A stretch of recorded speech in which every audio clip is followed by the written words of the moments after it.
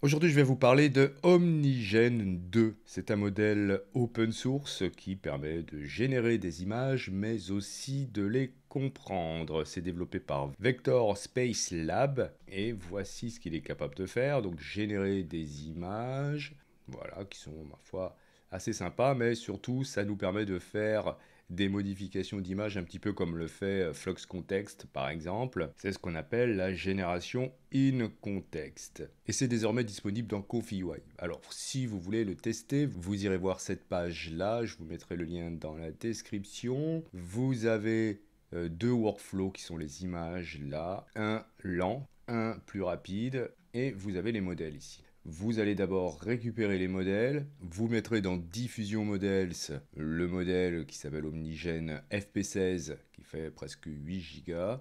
Vous avez le texte encodeur aussi qu'il va falloir mettre, c'est celui-ci. Et nous avons un VAE, alors normalement vous l'avez déjà, c'est le même que pour Flux. Ensuite, vous risquez, si vous lancez le workflow, d'avoir cette petite erreur là. Vous avez deux nœuds qu'on n'a pas si vous n'avez pas fait la mise à jour. Donc il faut bien mettre à jour Confi.ui, pas directement dans Confi.ui, mais depuis le dossier Update. Une fois que c'est fait, vous allez glisser cette image-là dans Confi.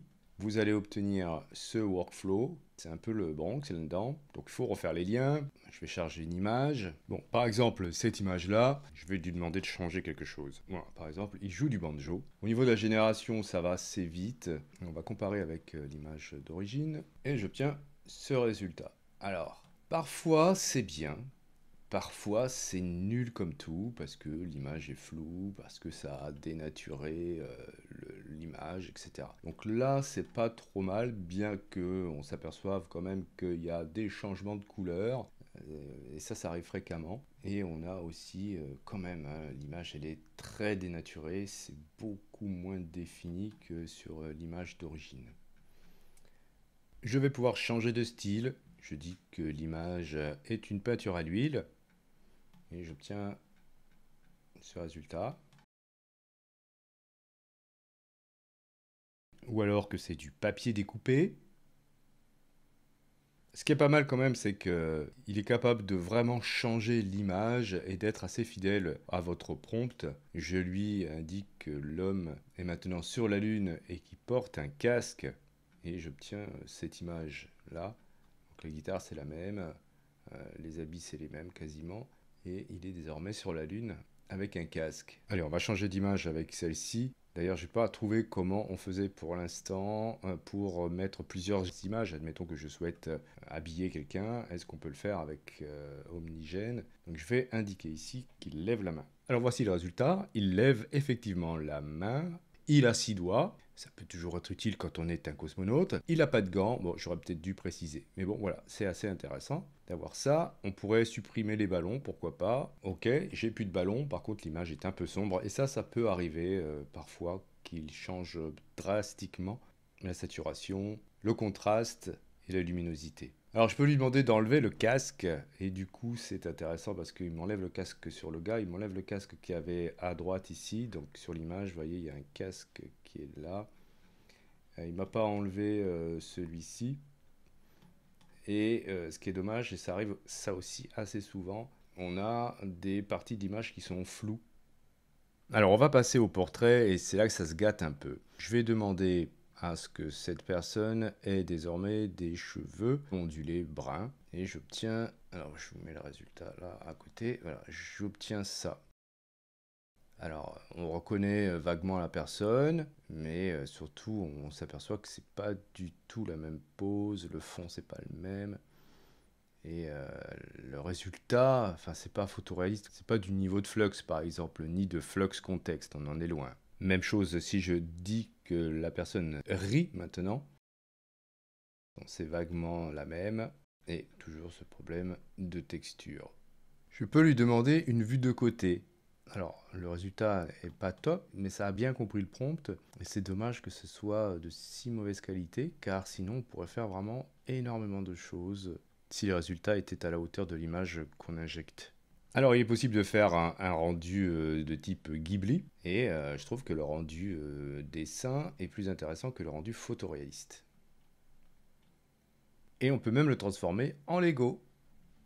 On peut pousser un petit peu plus loin en indiquant qu'il s'agit d'une sculpture faite avec des légumes, brocolis, tomates, carottes, et on obtient quelque chose d'intéressant. Enfin, au niveau de la créativité, il est capable de faire des choses très sympas.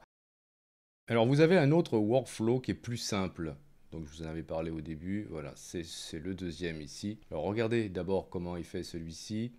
Il y a deux références latentes ici dans un dual CFJ Guider, alors que dans celui-ci, c'est beaucoup plus simple. Au niveau de la génération, c'est beaucoup plus rapide avec ce workflow. Mais bon, par contre, au niveau du rendu, c'est pas tout à fait la même chose. Avec ce workflow, les résultats sont moins précis. Alors, je peux indiquer que la personne a le corps de Hulk, et ça donne ça.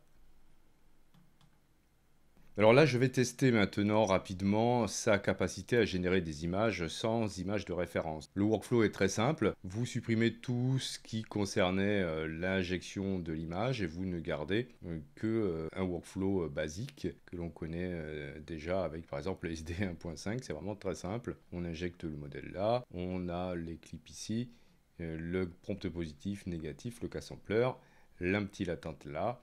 Et puis c'est tout. Là, j'indique que je veux voir une Cornell Box. Donc c'était ce qu'on faisait quand on voulait faire des rendus pour tester des matériaux, etc. Et j'obtiens ça. Alors, on va voir justement sa capacité à comprendre les prompts avec justement ce modèle-là. Ça peut être intéressant de voir s'il est capable de bien comprendre ce qu'on lui demande. Alors il comprend pas mal les choses, puisque là je lui demande dans le prompt une sphère rouge, un cube bleu, un cône vert, un cylindre jaune, un anneau orange. Eh bien, ils sont tous là. Voici un prompt un petit peu complexe, puisque je demande à avoir le portrait d'une femme avec une robe jaune, des lunettes vertes, des chaussures roses, qui fait coucou, et sur la plage. Tout est dans l'image, malheureusement, c'est tout flou, je ne sais pas pourquoi. Même avec un deuxième rendu, j'ai quelque chose de flou. J'ajoute dans le prompt qu'un homme se tient à côté d'elle. Il porte un t-shirt bleu, un short rouge et une casquette cyan. Tout est là, c'est vraiment bien respecté. Malheureusement, c'est flou.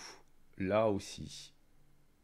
Avec un autre seed, on arrive à quelque chose un peu mieux.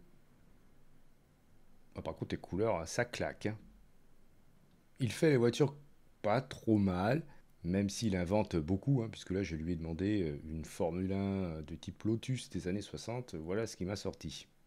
Donc voilà, j'ai pas fait plus de tests avec ce modèle, il faudra encore une fois que je prenne le temps de regarder un petit peu plus ce qu'on peut faire avec. C'est donc OmniGen 2 et c'est disponible désormais dans ConfiUI.